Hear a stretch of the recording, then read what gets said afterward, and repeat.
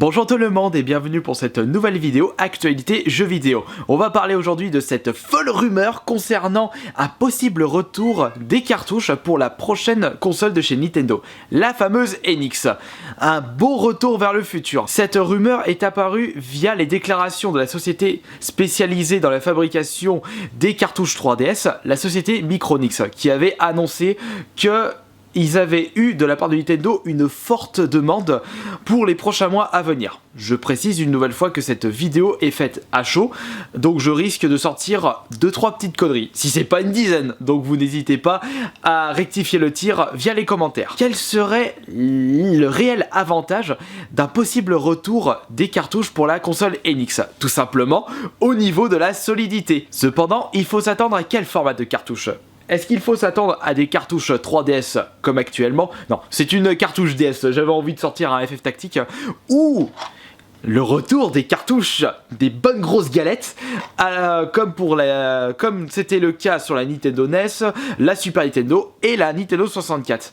Eh bien, je peux vous dire que si on retourne en arrière avec des bonnes grosses cartouches, niveau solidité, c'est ce qu'ils ont fait le mieux Nintendo, puisque si on regarde et on compare avec les générations actuelles, le problème avec les consoles à lecteur optique, eh bien au bout d'un moment, que ce soit la console qui ne lit plus les jeux au bout de 4-5 ans, et les CD qui se rayent facilement. Bon, c'est moins le cas avec les Blu-ray, mais au moins ce qui est bien, c'est que même 20 ans, voire 30 ans plus tard, eh bien c'est encore sur pattes. Les cartouches marchent parfaitement, et je ne vous parle pas des consoles. Ma Super Nintendo marche encore, alors que j'ai déjà bousillé 3 ou 4 Xbox 360 à côté.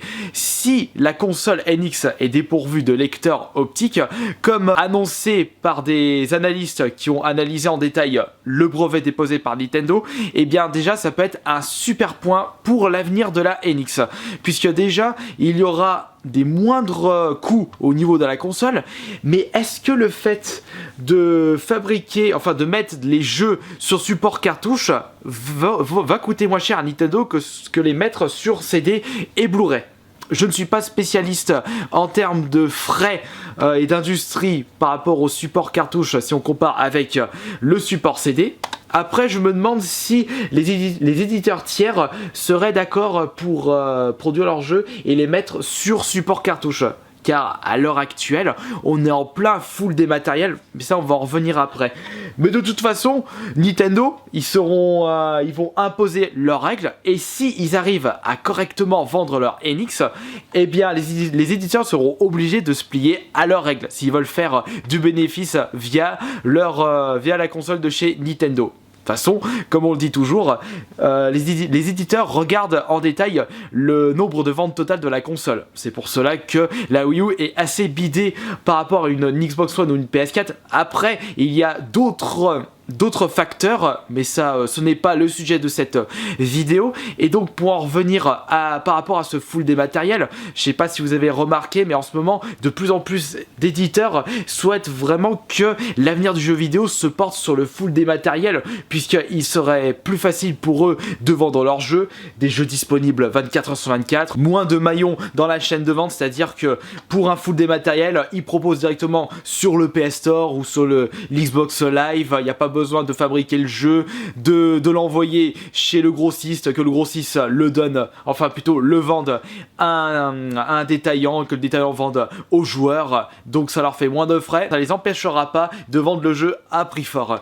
Donc c'est pour cela que je ne sais pas qu'est-ce que ça peut apporter de bénéfique à Nintendo de ce côté-là, si les éditeurs seront obligés de mettre leur jeu sur des supports cartouches à la place de proposer du full dématériel. Je pense très certainement qu'ils proposeront peut-être un système de marché en ligne, comme on l'a actuellement sur le PSN et le Xbox Live. De toute façon, je pense pas que Nintendo ne va pas mettre ceci en place. Ils peuvent mettre un peu de beurre dans les épinards, bien entendu. J'ai une autre question par rapport à ce système de cartouches. Au niveau du stockage, Je ne sais pas si les cartouches, si on peut mettre autant de données disponibles dans une cartouche par rapport à un Blu-ray. Si je me trompe pas, le Blu-ray ça doit faire 50 ou 60 gigas de données, et faire autant mais dans une cartouche, c'est ça que je redoute pour la fabrication des cartouches.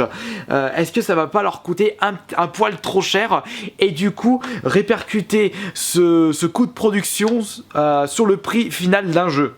Puisque si on regarde bien à l'époque de la N64, je peux vous dire que ça coûtait bonbon les jeux vidéo. On se tapait du 500 francs, c'est ce qui représente 75 €, voire du 600 francs. Par exemple, à Conquer Bad Fur Day, il était proposé à 600 ou 650 francs à sa sortie. Ça représente limite 90-100 €, le prix d'un collector. C'est pour cela qu'il ne faut pas que Nintendo se fasse avoir de ce côté-là. Bon après, encore une fois, je vous rappelle que ce n'est qu'une rumeur. Rien n'a été confirmé une nouvelle fois. Peut-être qu'on va s'attendre à une console en full dématériel. Voilà, la cartouche DS qui est tombée, c'est pas grave. Et une autre chose que j'ai remarqué sur les cartouches, c'est au niveau des temps de chargement. Le jeu me paraît plus rapide. Comme je suis pas un spécialiste du domaine, je ne sais pas pourquoi les jeux sont plus rapides sur support cartouche que par rapport au CD. Peut-être une lecture plus rapide de la console. C'est pas grave, c'est un bout de papier à la con. Donc pour conclure, que pensez-vous de ce possible retour en arrière pour Nintendo pour sa prochaine console? Vous pourrez me dire votre avis dans les commentaires, les avantages, les inconvénients, puisque je ne pense pas avoir tout dit et dit l'essentiel dans cette vidéo. C'est à vous de continuer le débat dans l'espace des commentaires. Et si vous avez aimé ce genre de vidéo, j'hésiterai pas de temps en temps de donner mon petit avis sur un sujet d'actualité en rapport avec le monde des jeux vidéo. Vous n'hésiterez pas à me demander mon avis sur différentes actualités. J'essaierai de vous proposer une petite vidéo. Salut!